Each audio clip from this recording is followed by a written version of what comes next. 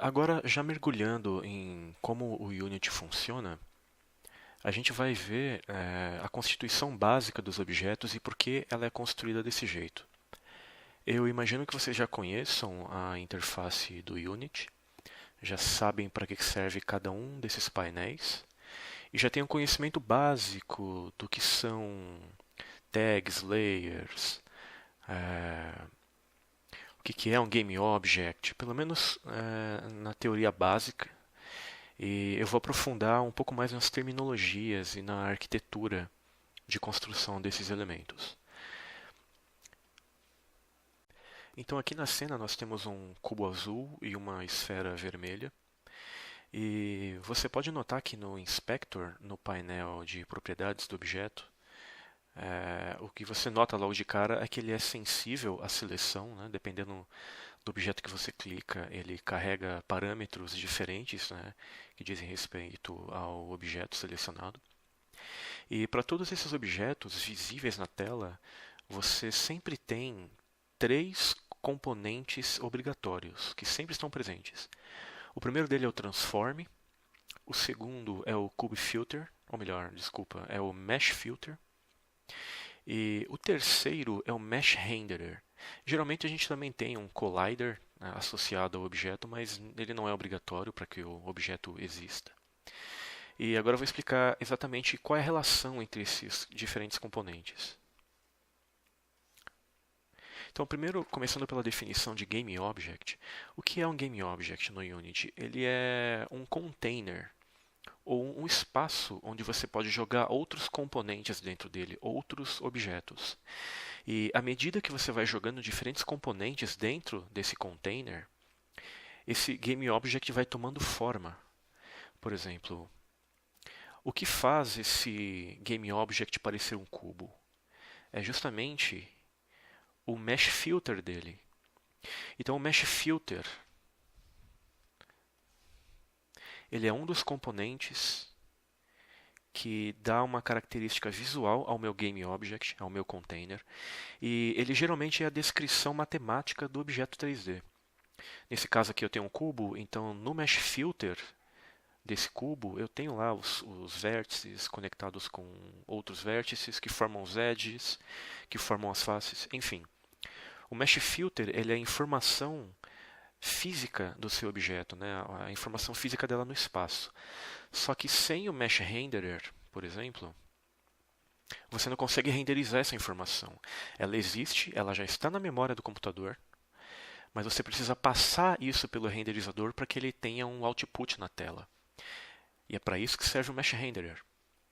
E uma coisa que você nota aqui é que quando você habilita ou desabilita alguns componentes, por exemplo, o mesh renderer, você, se não tiver nenhum componente que dependa deles diretamente, através de um script seu, o programa, o seu jogo não vai apresentar nenhum erro.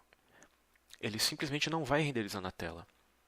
Isso acontece porque os próprios componentes nativos do Unity, eles são desenvolvidos de uma forma que eles tenham pouca dependência um do outro. E eu vou explicar a importância disso já já. Então, analisando novamente o Game Object, a gente tem que o Mesh Filter ele é a descrição física do objeto, né, usando vértices e faces. Só que para eu poder enxergar esse cara, eu preciso de um Mesh Renderer.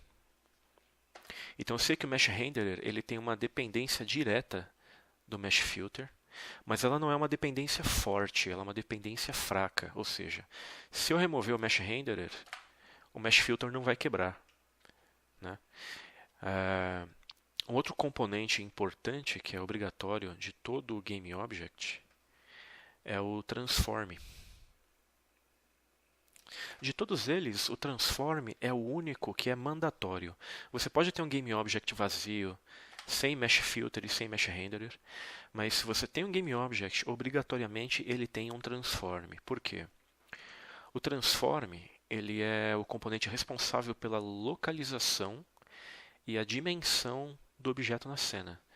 Então, se eu mexo nas coordenadas x, y e z, eu estou mexendo no posicionamento. Se eu mexo na rotação,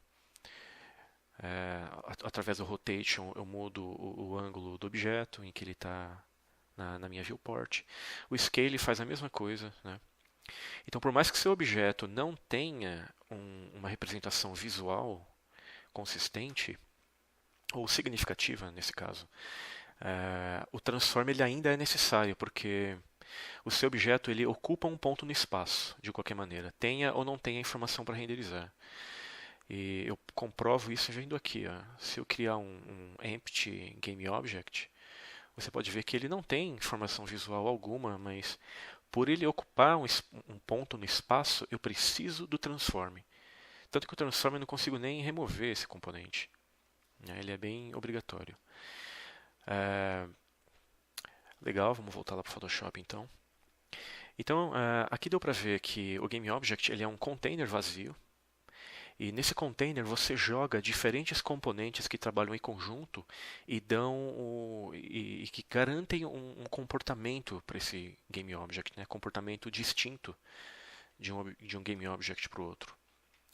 E o Unity ele reforça a prática de ter um baixo nível de dependência entre esses componentes e é um comportamento que a gente tem que levar quando for desenvolver também. Então aqui eu tenho um low dependency level entre os componentes que fazem parte do Unity. E recapitulando, isso quer dizer que se eu remover um dos componentes, os componentes que porventura se relacionam com ele não vão quebrar. Né? Eles são programados de uma forma que eles verificam a existência ou não de um componente dependente e se ele existe ou não, o algoritmo presente no script do componente toma as medidas cabíveis para que o componente não quebre. E é uma boa prática de programação, na verdade, que a gente tem que tentar implementar nos nossos próprios scripts e que eu vou tentar dar as dicas de como fazer isso no decorrer do curso. Deixa eu ver se tem mais alguma informação importante. Por enquanto não. É interessante mesmo entender que os GameObjects eles são containers compostos de componentes diferentes e que a combinação e a relação entre esses componentes que dão a característica final desse objeto.